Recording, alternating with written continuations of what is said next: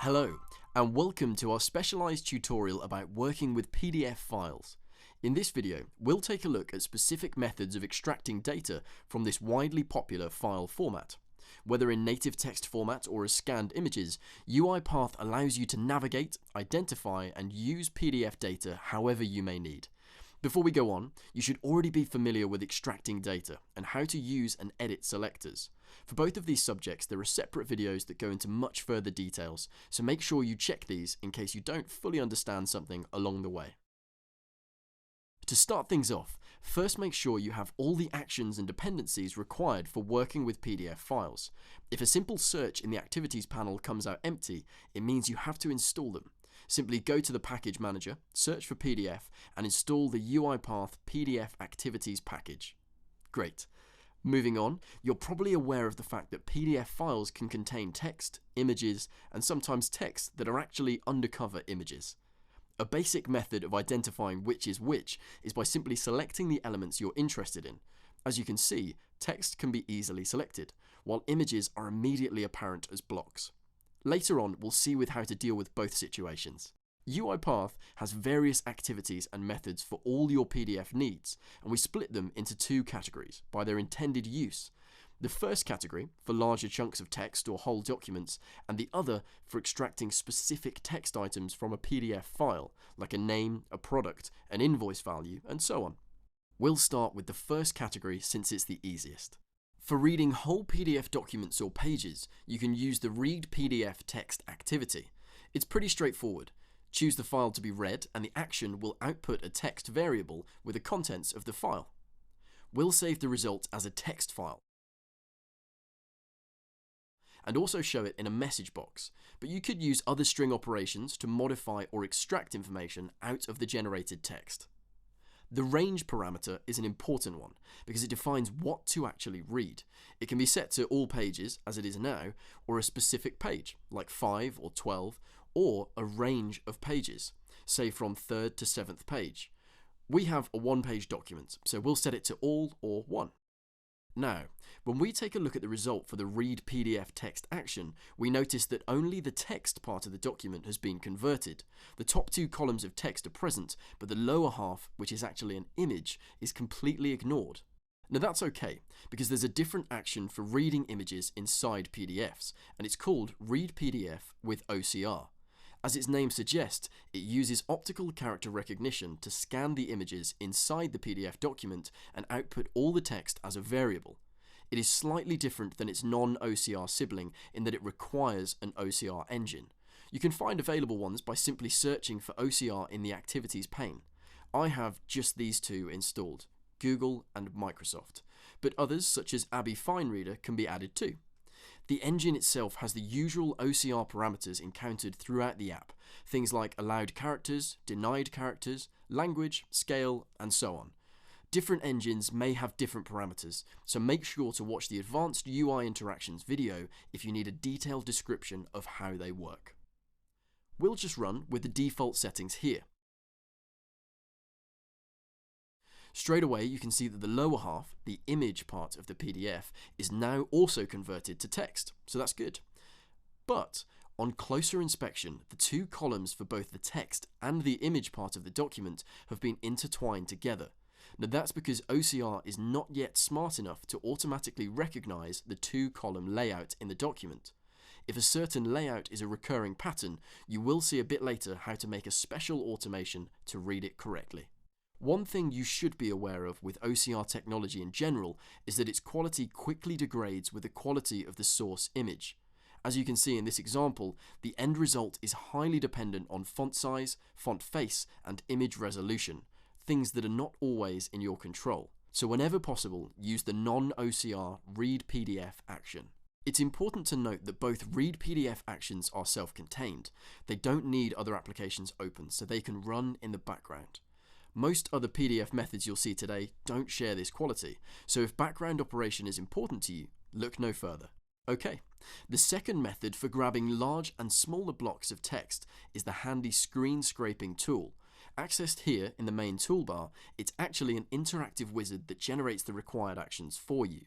Simply indicate the text elements that you need scraped, and UiPath will show this preview window with a few options.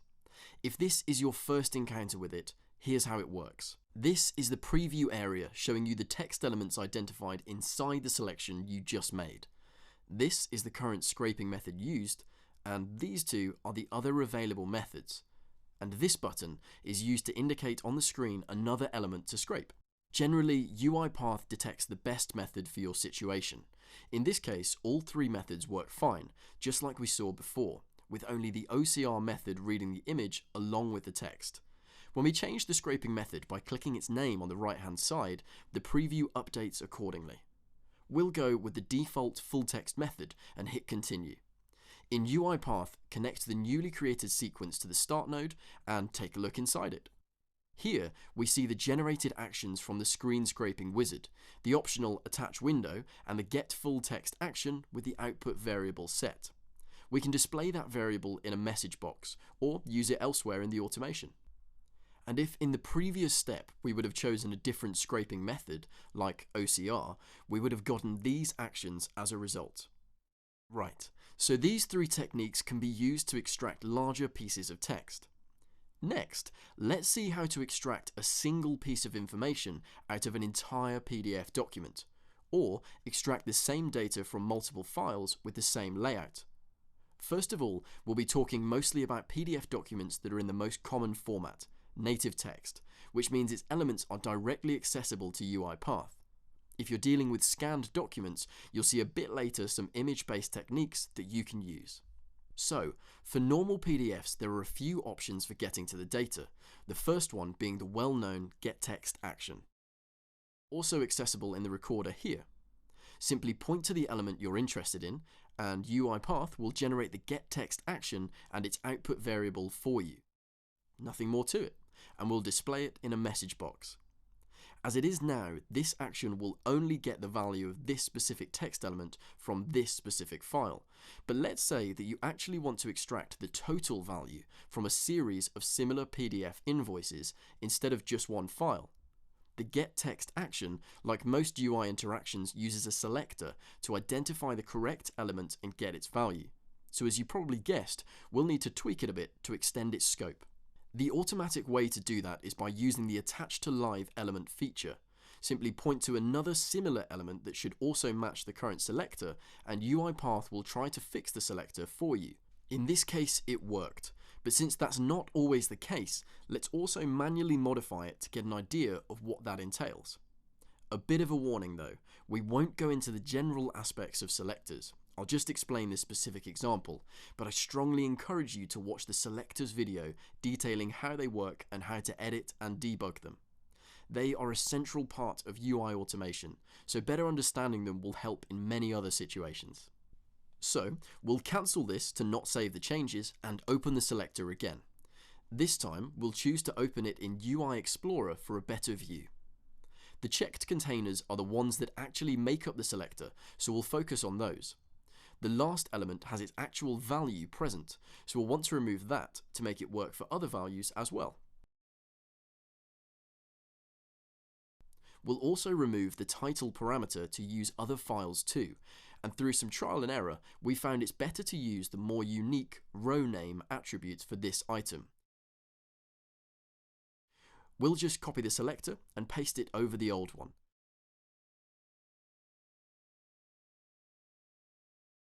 Now it should work for both files.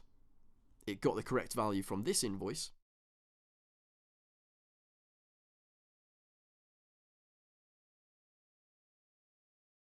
and also from the other one.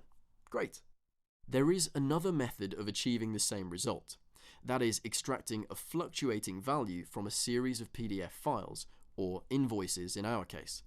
And that is the anchor base activity.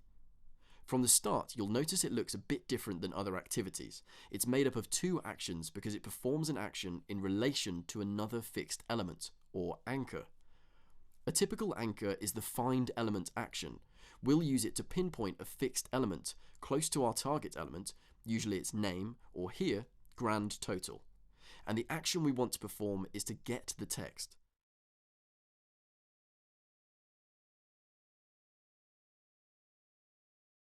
While both of these actions have associated selectors, you'll notice they are a bit simpler.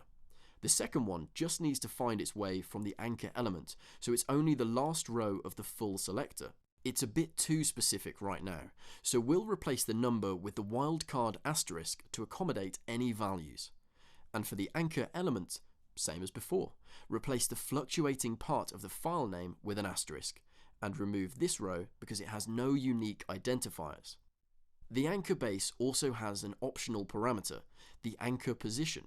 It's used to define more clearly where to look for the data. We could leave it as it is, or change it to left because that's where our anchor is in relation to the text. Okay, now this workflow should work on both of these files and any other file with the same structure.